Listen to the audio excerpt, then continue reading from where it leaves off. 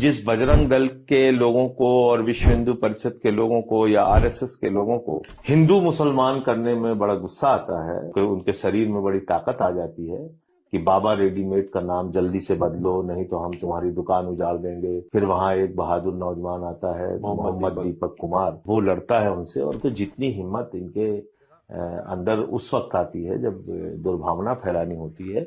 मेरा विरोध इस वजह से है कि आपका मकसद सिर्फ नफरत फैलाना है, वरना तो उत्तर प्रदेश में 10,000 स्कूल बंद हुए, 1 लाख स्कूल सरकारी इस देश के अंदर बंद हो गए। पूरे आरएसएस को देश भर में आंदोलन करना चाहिए था कि इसमें 90% हिंदुओं के बच्चे पढ़ते हैं, कैसी तुम्हारी हिम्मत कैसे हुए तुमने स्कूल बंद कर दिया। आपके अस्पताल में सड़ी हुई बेड पड़ी रहती है, दवाएं लोगों को नहीं मिलती। कभी आपने बजरंग दल और विश्व हिंदू परिषद वाले के मन में गुस्सा देखा?